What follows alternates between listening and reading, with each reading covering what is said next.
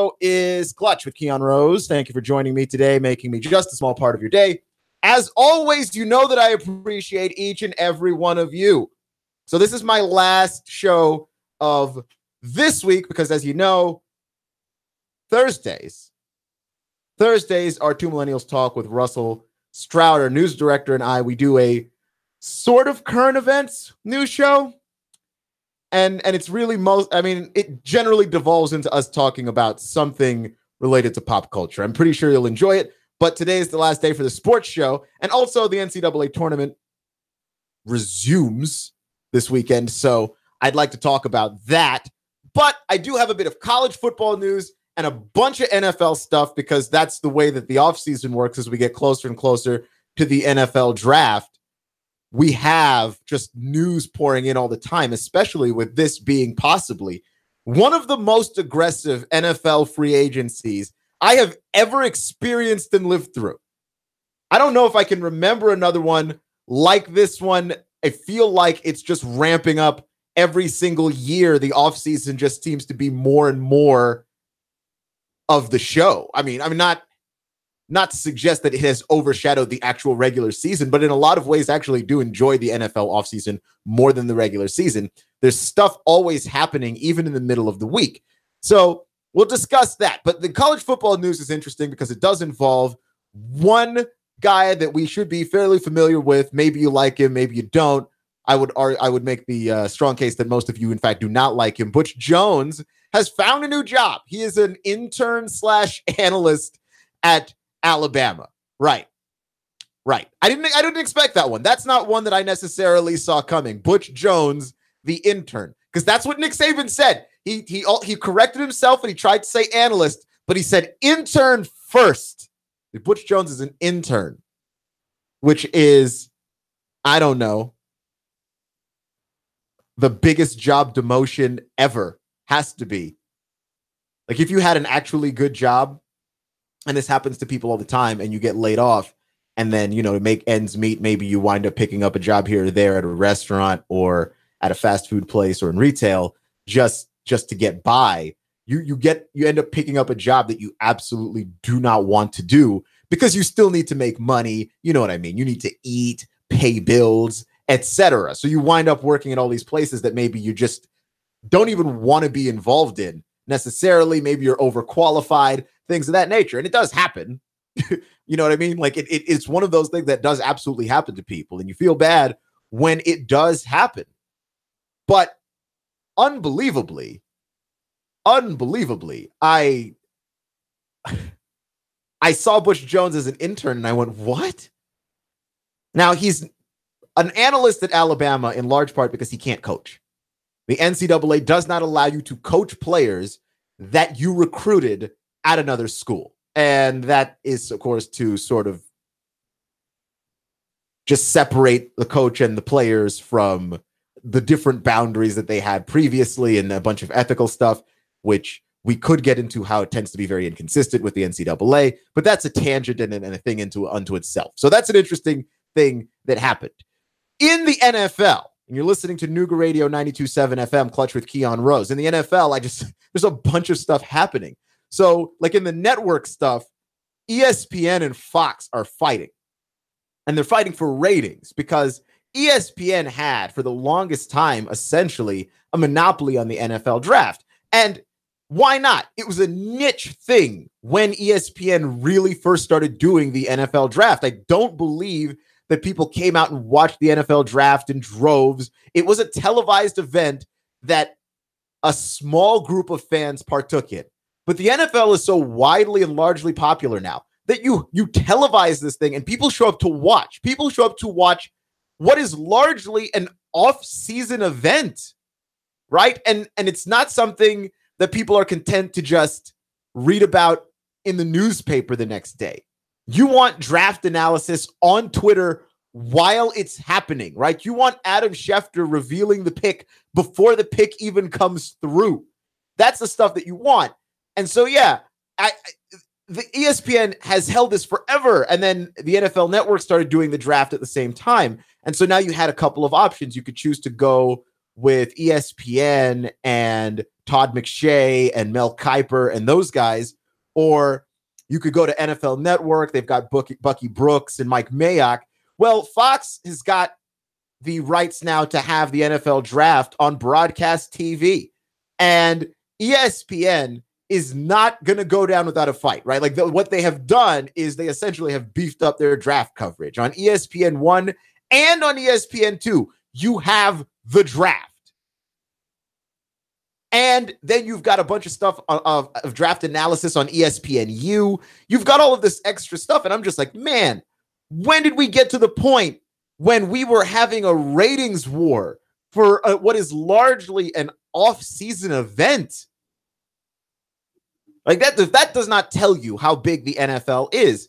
And you always wonder if ESPN's not making a mistake when they spend all of the money that they spend on Monday Night Football and all of the money that they spend on promotion for Monday Night Football and all of the NFL rights that ESPN tries to hang on to and maintain. You wonder if they're not spending too much money for it. But then you realize, like, this thing is popular enough that if you and Fox have the availability to run it at the same time, you are trying to fight Fox. You are trying to say to people who still have cable and still have satellite, here's why you should still be watching ESPN's coverage of this event, because we're the ones that do it better than absolutely anybody else. And who would have thought that, because it really was a niche thing. Like a niche event like the NFL draft would have become so big that ESPN and Fox and the NFL Network would all be fighting over viewership of this particular event. And look, we can talk about how football is fading away and how football is dying and how CTE is going to take away everything we love about the game and how the rule changes are making things go away and whether or not you believe that player protests play a part in the declining ratings of the NFL. One fact still remains. Every highly rated TV show, almost every highly rated TV show every year is an NFL game on every network. All of them.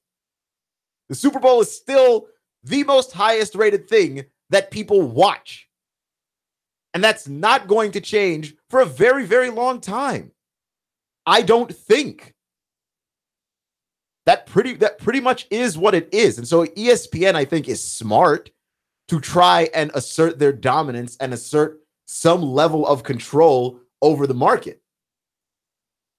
The question is, when it comes time to pay the piper and to renegotiate a Monday Night Football deal with the NFL, does ESPN want to do it? Because they are paying a rather hefty amount of money to make that happen. You're listening to All New Nooga Radio, NoogaRadio.com on 92.7 FM. You know, well, we do live in a world where esports are a thing. Not to make it, pedantic or ridiculous, but like I would never have thought when I was a kid, and I grew up with video games, but I would never have thought that you could grow up and be a professional gamer. That wasn't a thing when I was a kid, but kids can actually aspire to that now. But not only can you not be a professional gamer, it's on TV. I mean, I've seen the ads for it during the NCAA tournament. E-leagues. I mean, people play video games competitively, and it's televised, and people show up in stadiums to watch guys at computers play Counter-Strike. I mean, I would never have guessed. So in fairness to the NFL draft, as much as the NFL draft was once something that was very niche, so were competitive video games. So another thing that is interesting is the free agency of one Ndamukong Suh, who was released by the Miami Dolphins. And I was wondering where Ndamukong Suh is going to wind up. He still has not signed with any team. And from what I am understanding and from what I've read, the price tag for Ndamukong Suh is going to be $12 million to $15 million, somewhere in the ballpark of that. If his agent's any good, he'll probably find a way to get all of the 15 mil. But if Ndamukong Suh wants to play somewhere that's actually good, he'll probably end up making closer to the 12 mil and even possibly below that, because the Rams want him. The team that is the front runner for the Ndamukong Suh sweepstakes is the Los Angeles Rams. And it's a good fit, right? Because despite the fact that Sean McVay is a very talented young NFL coach, because my God, he's 30. Sean McVay is only 2 years older than me. I am 28 as of tomorrow. Tomorrow's my birthday. And I cannot believe how offensively potent the Rams are. But you do not want to forget that the Rams are an incredible defensive unit and have been even in the Jeff Fisher years, where they were largely just an ineffective football team. A lot of that had to do with offense. Defensively, they've been fine. And Ndamukong Suh would be an incredible fit to add to that defense. And I think that the Rams know that they're missing some pieces defensively. And I think they're missing a little bit more because obviously at the beginning of this entire offseason period, they traded Alec Ogletree to the Giants for some picks. So I think Ndamukong Suh would be a very big boost to what it is that they're doing. But the Rams only have $8 to $10 million to really play with. And Ndamukong Suh wants 12 to 15 million. I don't know how you bridge the gap in all of that if you are the Rams. I don't know what restructuring you need to do to somebody else to make the cap space work so that you could get Ndamukong Suh on your football team. But if you are the Rams and you have a chance to get Ndamukong Suh, and in fact, if you are anybody and you have the chance to get Ndamukong Suh, I would largely recommend that you go get him. Right? He's still one of the best defensive linemen in football, and he played for a team that was bad. And honestly, the defense for Miami wasn't really much good outside of him. Like if it were not for Ndamukong Suh, I shudder to think how much more unwatchable, I should say, the Dolphins would be without Ndamukong Suh. And I guess we'll find out this season because I don't think they're going to be very good. Right? But here's an interesting thing about the Dolphins. I'm actually going to just shift gears here on over to the Baker Mayfield stuff because the Dolphins are going to work out Baker Mayfield, who's going to have himself a busy week because Baker Mayfield is in a wonderful position. He's in a wonderful position. He's in the same position Deshaun Watson was in last year. Deshaun Watson's position last year was he was a good quarterback, but he wasn't the best quarterback. And that's good because if you're the best quarterback, you are going overwhelmingly to the worst team. Unless a team jumps up in the draft to get you, you are overwhelmingly going to the worst team in the league. And so I think that is good if you are a Deshaun Watson kind of guy. You're a very good quarterback, but you're not a bad quarterback, which means you're not going in the riffraff of the middle rounds, who knows where you wind up. But also you're not going in the early rounds where you know you're going to the Browns. Right, he was in a really good spot. He got taken by the Texans, which I cannot imagine a better fit for Deshaun Watson than that football team. And I look at Baker Mayfield in much the same way, which is that Baker Mayfield is really good, but he's not Darnold Rosen good, and he doesn't have the physical capabilities of a Josh Allen. Right, like I actually think that Baker Mayfield is a better quarterback than Josh Allen, but Josh Allen has got all the physical tools. You look at that guy. And he's put together like your prototypical NFL quarterback, which is why the scouts all rave about him. I think that Baker Mayfield is in that perfect position where he could wind up going to a very good team, but one with the ability to unleash him. Miami might be that kind of place. Another team that's looking at Baker Mayfield is Buffalo. And I think Buffalo might also be that kind of place. It's not like Buffalo could do much worse. Right now, their only real option at quarterback is Nathan Peterman. And I don't want to come down on Nathan Peterman too hard. He was a rookie. But Nathan Peterman's single start as a Buffalo Bill might be one of the most disastrous things I've ever watched on television. And I would say it would be the most disastrous thing that I've ever watched on television, but it was absolutely competing with everything that DeShone Kizer did in Cleveland last year. The Nathan Peterman experiment did not go well. And maybe you believe in the guy enough to give him another chance, but maybe you don't and just draft a better quarterback than Nathan Peterman. Maybe that's what it is.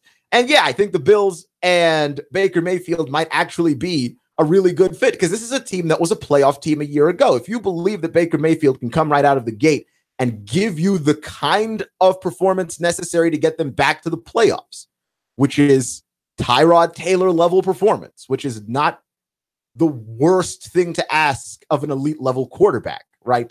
I mean, he's a rookie, so it's going to be tough to ask of him to do that week in and week out. But if you ask him to do that a little bit, to give you some version of what Tyrod Taylor gave you. This is not exactly a guy that's coming in. You're not asking him to fill the shoes of a Brett Favre or to fill the shoes of a Peyton Manning. You're asking him to fill the shoes of a Tyrod Taylor. And quite frankly, while that's still a lot to ask of a rookie with no real NFL experience, that's not the worst thing to ask of a guy.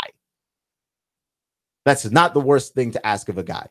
You're listening to all new Nooga Radio, NoogaRadio.com, 92.7 FM. The Browns are also looking at Baker Mayfield. Also, all the quarterback-needy teams. And I think the Browns are particularly interesting because they were the ones that traded for Tyrod Taylor.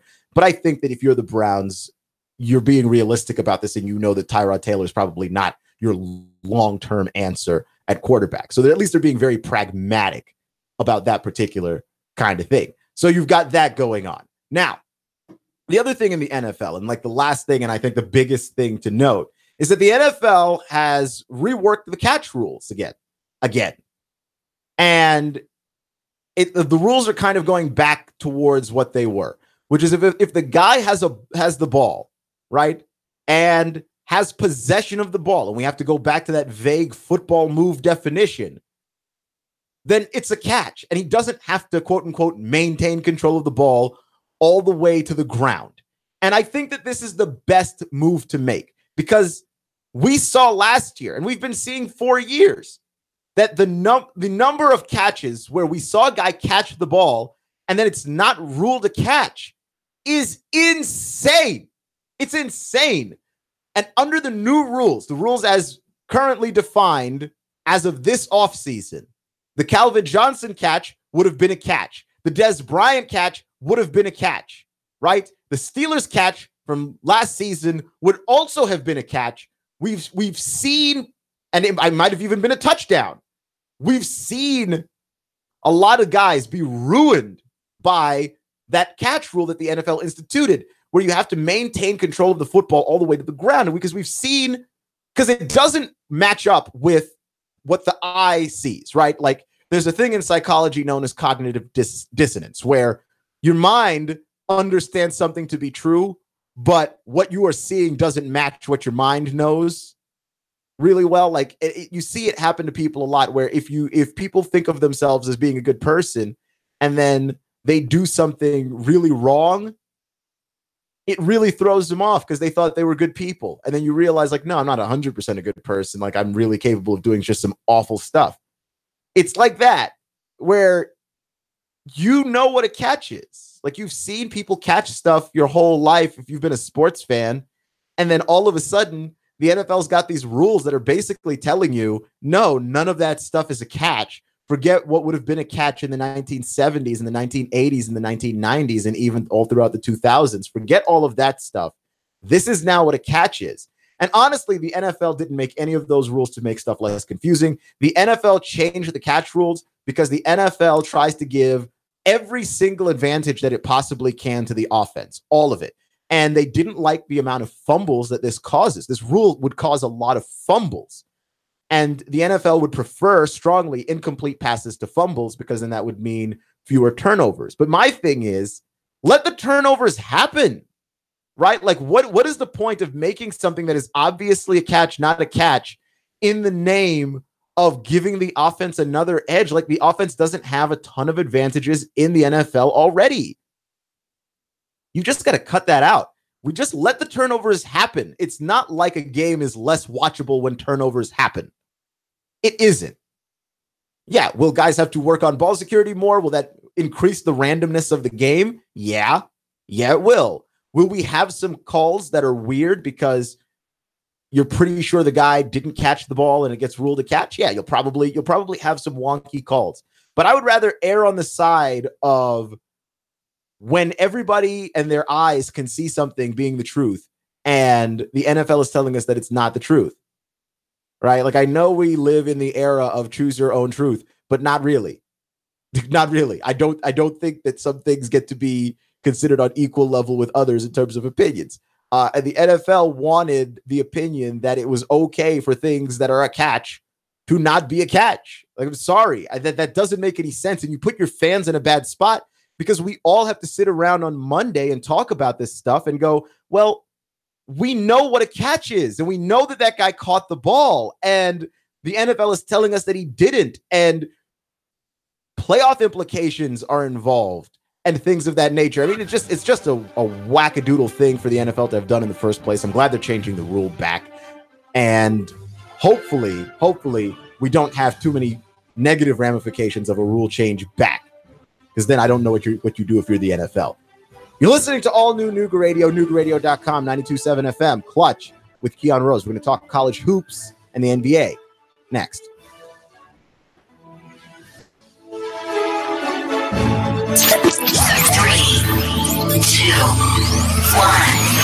Chattanooga Radio, digital FM 95.3 HD4, 92.7 FM's news now.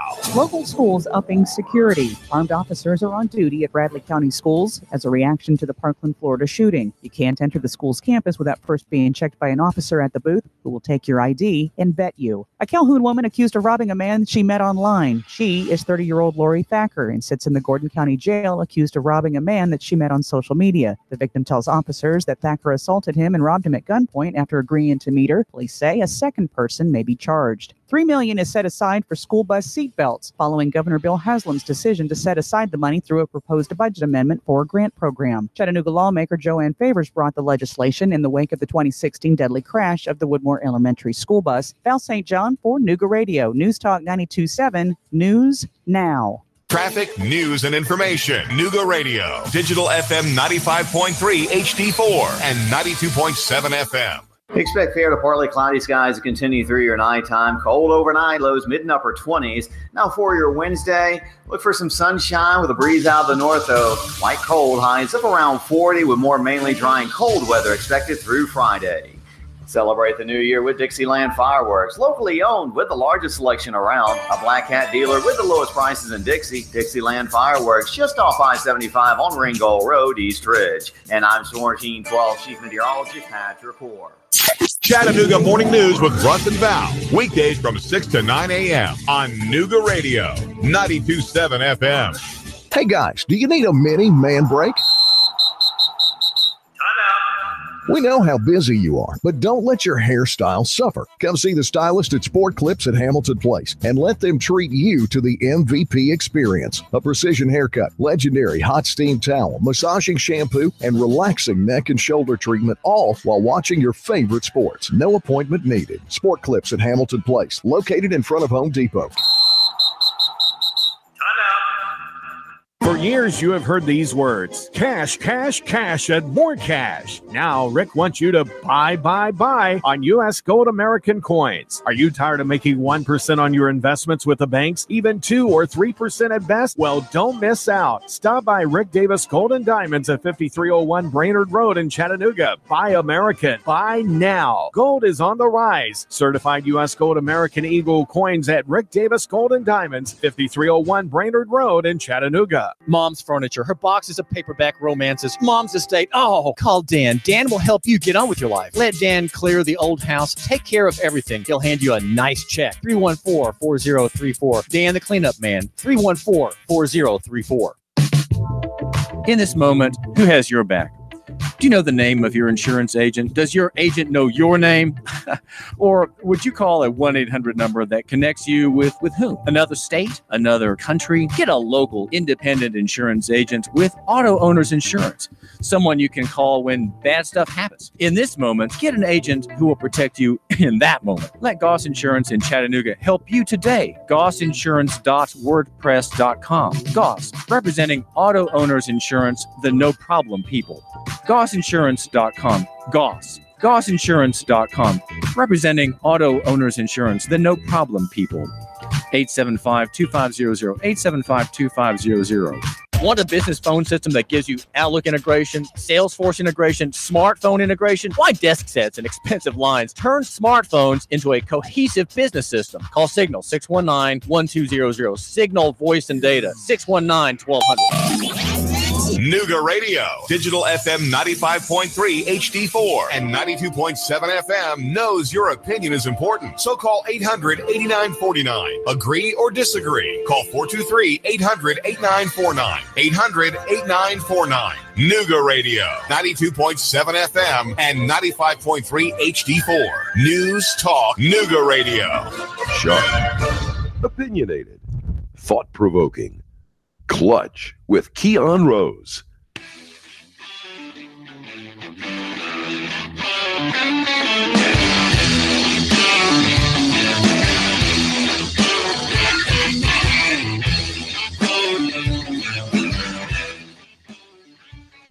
You're listening to all new Nooga Radio, NoogaRadio.com, 92.7 FM, Clutch with Keon Rose. Our phone number is 423-800-8949. The phone number is 423-800-8949. And boy, I want to get to the college hoop stuff a little bit last. And also, we've got our public spectacle of the day where we just find a person and we call him out.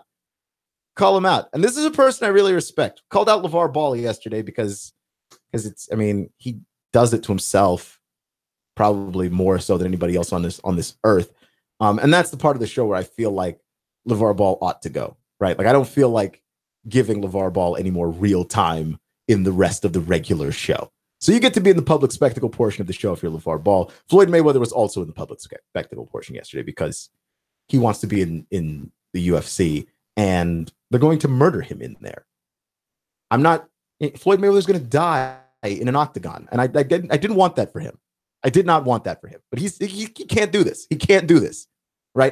I don't want to be the guy that generally says, oh, something can never be done, but that cannot be done. That absolutely cannot be done. You're listening to all new Nooga Radio, NoogaRadio.com, 92.7 FM. So let's start with the NBA because I discovered two things last night, right? I caught a little bit of the Hawks game yesterday. The Hawks beat the Utah Jazz, 99-97, just barely escaping in that game. And by the way, that win does not tell me anything about the Atlanta Hawks. They're still largely a miserable basketball team comprised of people I don't know and don't really care about outside of Dennis Schröder. But I did learn something yesterday because I've been hearing about Donovan Mitchell all season long. And unfortunately, I haven't really had time to sit down and watch the Jazz because there's just so much good NBA basketball. I haven't been able to really clue in on them. I haven't really been able to key in on the Jazz because college hoops, the SEC was playing some really, really good basketball. I had to watch a lot of those games. I watched a lot of Mox basketball. So I just didn't get to sit down and watch the Utah Jazz. Got a little bit of time and watched them last night because I was watching the Hawks game. And the Hawks played really well. But the Jazz have this guy, this young player, rookie, named Donovan Mitchell. And I've been hearing a lot about Donovan Mitchell, and I know that he's really good. But I didn't know how good Donovan Mitchell was.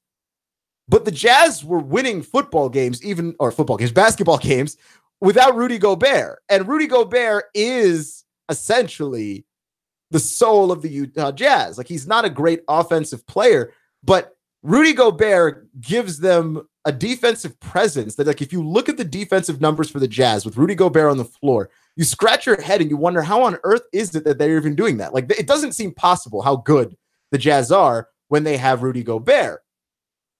It's unbelievable. They are overwhelmingly good defensively, and that's what helps them win a lot of basketball games. But I honestly thought losing Gordon Hayward this season was going to be some kind of a gut punch for the Utah Jazz. And really, they haven't lost anything when they lost Gordon Hayward. And a lot of it is that they filled the production of Hayward with their young rookie, Donovan Mitchell. Donovan Mitchell is incredible. Last night against the Hawks, he had 24, 6, and 4. Right. And I think that is pretty impressive. 24.6 assists and 4 rebounds for a guy. He's not very big, but he's a very good shooter. He understands the dynamics of the floor. He passes the ball incredibly well. He runs very well, goes through screens, knocks down open jumpers. He helps the offense flow. Now, part of it, too, is that Quinn Snyder actually is legitimately like one of the best coaches in the league. I don't know exactly where I have him ranked. I have Popovich as number 1. I think Brad Stevens is probably number 2 at this point. I would say Kerr is 3. And then if you may, I would make the strong argument that Quinn Snyder is 4 or 5 at that point. But I don't know. I didn't know how good Donovan Mitchell was. This guy's incredible. Like, he shoots the lights out. He's such a great passer. He's got a good feel for the game.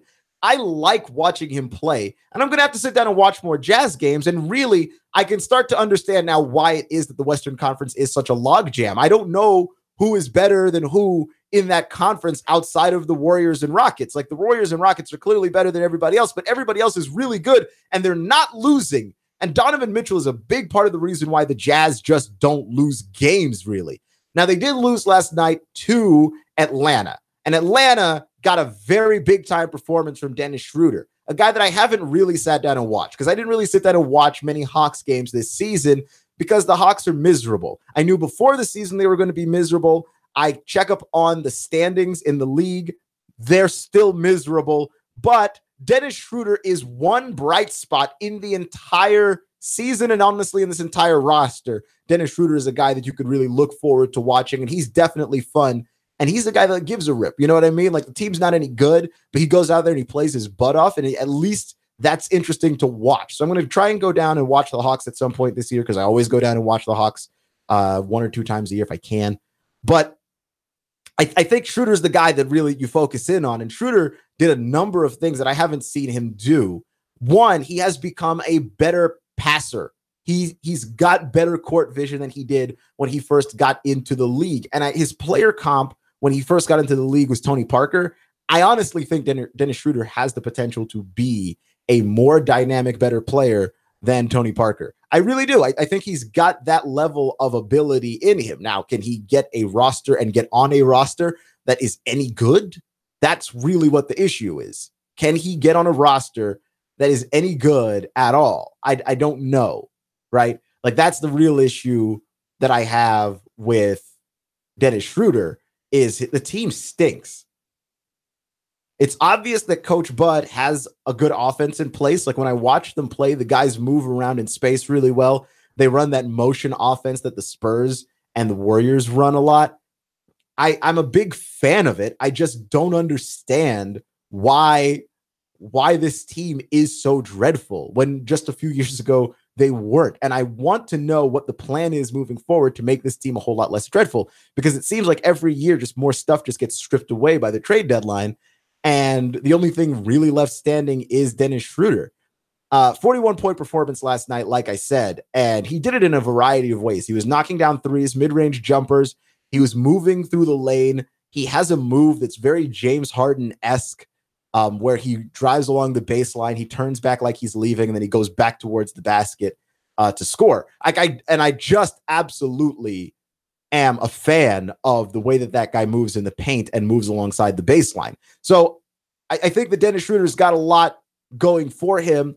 And if you are the Hawks, I think that there's an upside, sort of, you know, like in the way that if you buy an old house, like the upside is, oh, it's a fixer-upper. The downside is currently it sucks to live in. That's where we're at with the Hawks. It's like, oh yeah, got a new car. The upside is it runs. The downside is, you know, I get 15 miles to the gallon, and I need to fix that probably. And I don't know how much money it's going to take to fix that. That's where we are with the Hawks. Like, on the plus side, you've got Dennis Schröder. On the downside, you've got nobody else. So things are going to be needed, like going to need to be addressed in the draft and going to need to be addressed in free agency. I don't know who you could come down to Atlanta to convince to play in Atlanta. I think that if you are a guy in the NBA and you really want to make a lot of money, I think a 1 or 2 year deal in Atlanta, get some assists from Dennis Schröder, let him let you look good. Those are the kinds of deals I think the Hawks might have to sign for at least a few big name guys, because I don't think that they can really convince anybody to come down to Atlanta and play on this team as currently constructed. It's just too far away from being viable as, like, I'm not even a title contender, a playoff contender. And when Kyle Korver was shooting the lights out down here, that was not necessarily the case. You're listening to all new Nooga Radio, NoogaRadio.com, 92.7 FM. The NCAA tournament is going to be resuming, and It's resuming tomorrow, and you've got two 11 seeds. You've got a couple of 11 seeds left in the tournament. Which team has the best shot to go to the Final Four, or to at least advance to the Elite Eight? Loyola Chicago is the 111 seed, which is, they surprised us all. They ruined my bracket. They beat Tennessee.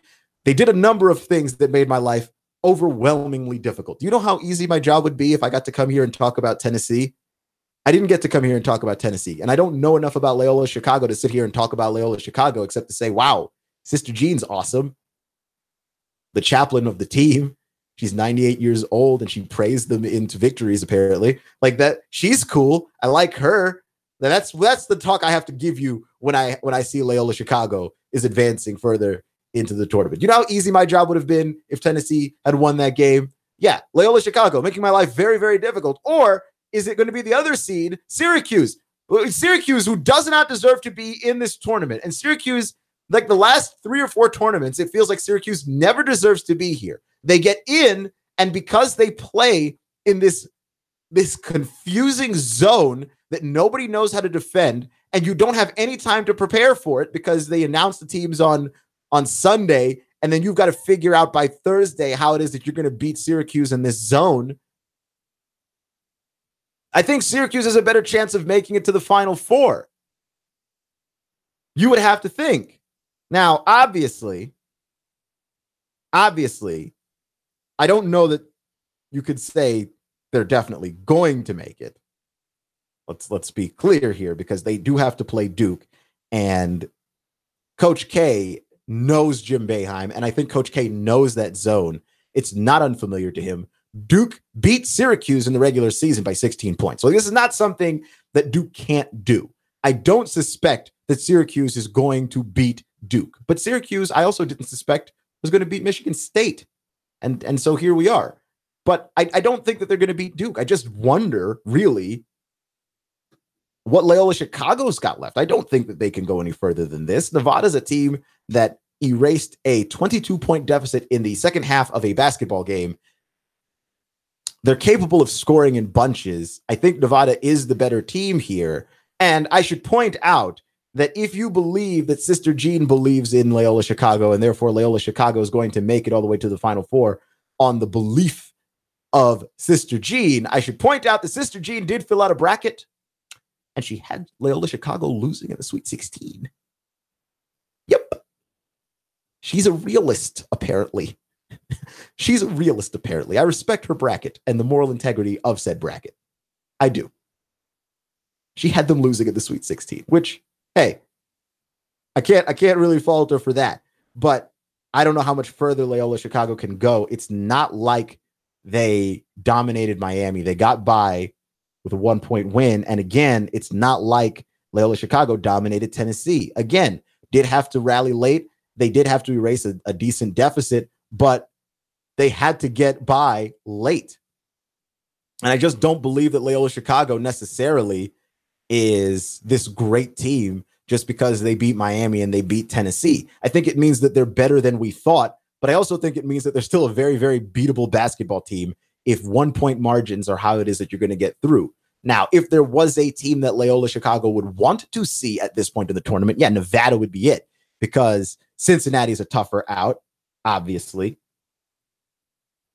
Texas would have been a tougher out. I mean, you have teams that would have been a much, much tougher out than this. But I definitely wonder which of those 2 11 seeds is going to go further. My guess, though, is Syracuse. Also in the NCAA tournament is Texas A&M and Michigan tomorrow, which I find, again, to be largely fascinating because I don't know how many people believed in Texas A&M throughout the season. I think people thought Texas A&M was going to be good before the season started. But when the season started, Texas A&M was not consistent. They had highs, they had lows. Now, part of it with A&M was that they were missing players too. They had guys go down with injuries. I think they had one guy get suspended.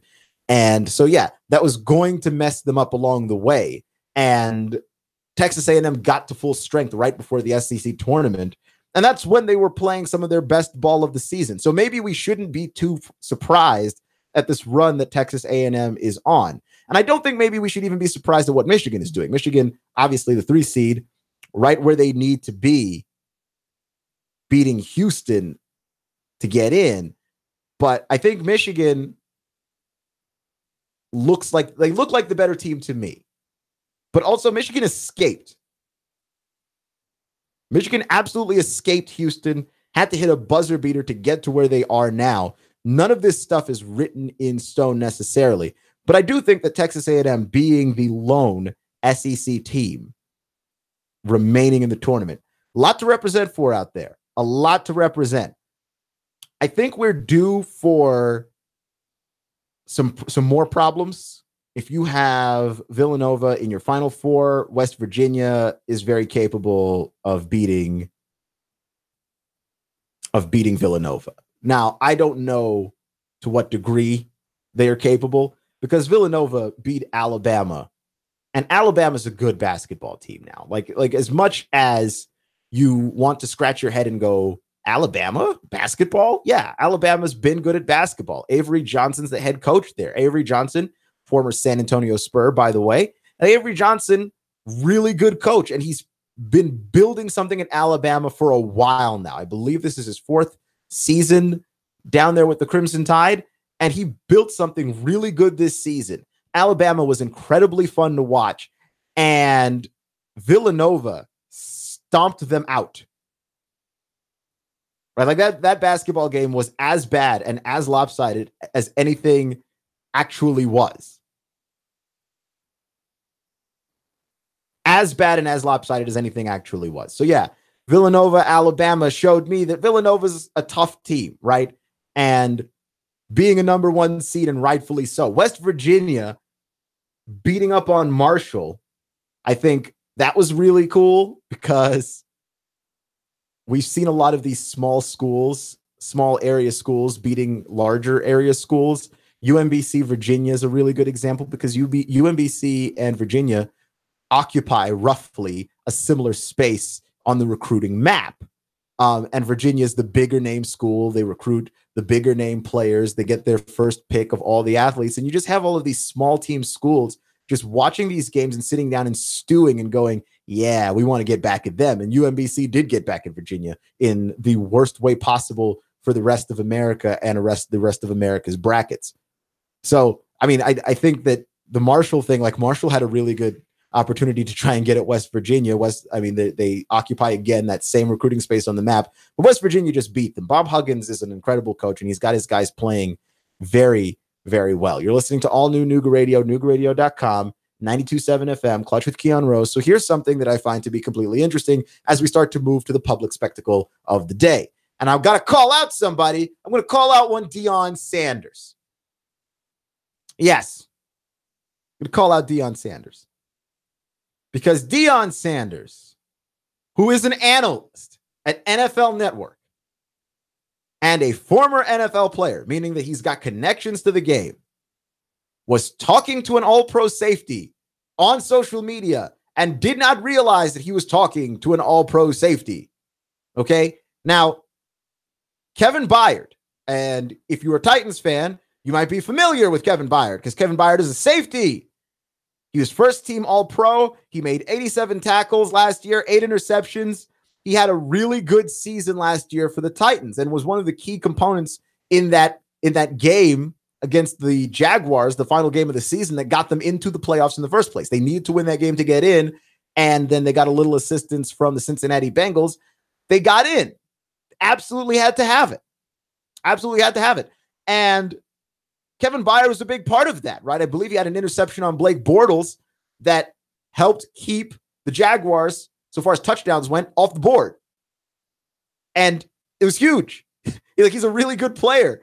And Deion, so he was talking to Deion Sanders on social media. He tweeted this at Deion Sanders.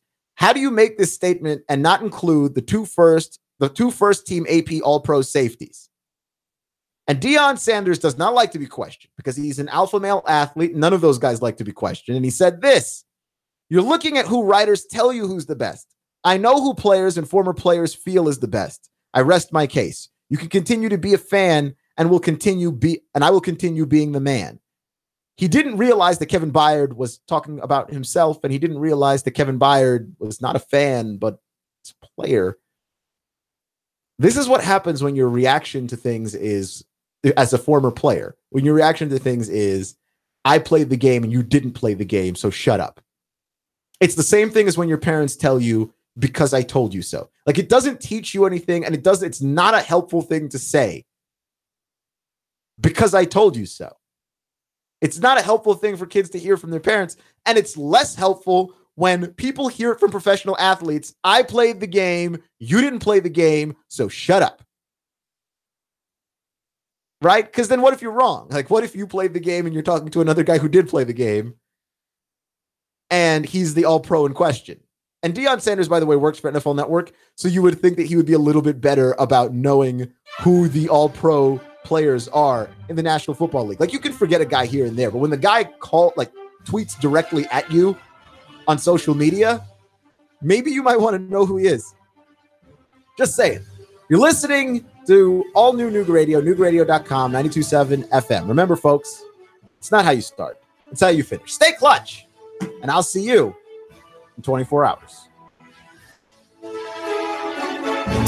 Chattanooga Morning News with Russ and Val. Weekdays from 6 to 9 a.m. on Nooga Radio, 92.7 FM.